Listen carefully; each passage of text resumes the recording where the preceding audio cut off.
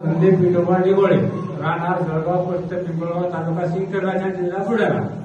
बर, मी प्रथम या ठिकाणी आलो पळेच्या दिवशी, म्हणजे पळेच्या आम्ही दिवशी आलोय दारू सोडण्यासाठी.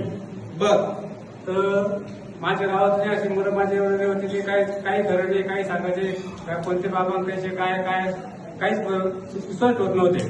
बर, तर मी आमच्या इथं एक इथून येऊन घेते सुधम मोरे म्हणून त्यांचं नाव आहे. त्यांनी मला विचारलं चालतो का म्हणे.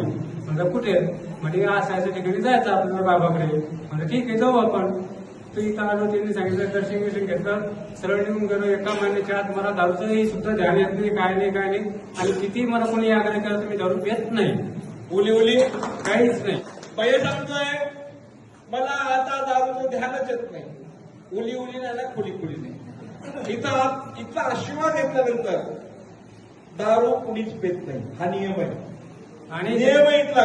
आणि त्याच्या अगोदर जेव्हा दारू पेतो मी, तर त्यावेळेस माझ्या पायकेला उशिरा रोज जेव्हा चेव येईल तेव्हा मी दारू पेत आहे. काय काय काय काय काय जेव्हा मला झोपेतून चेव येत आहे रात्रीला, त्या टायमाला मी सुद्धा दारू पेत आहे. आता पहिले सांगतो का, आता एकच एवढं दारू पित नाही, मला ध्यान आहे. हे जेव आल्यानंतर दारू पेत होता ते कधीच सांगतो, आधीच ना. हा आधीच ऐकाय झालं किती महत्वाचं ते सांगतोय. बोलला का तो काय सांगतोय की मला संध्याकाळी चेव आला. चेव म्हणजे अर्थ व्याना धरू नका, चिकट भाषा. तर तो सांगतो चेव आला म्हणजे मला जाग आली की मी दारूची बाटली उशारच होती, असं तो सांगतो.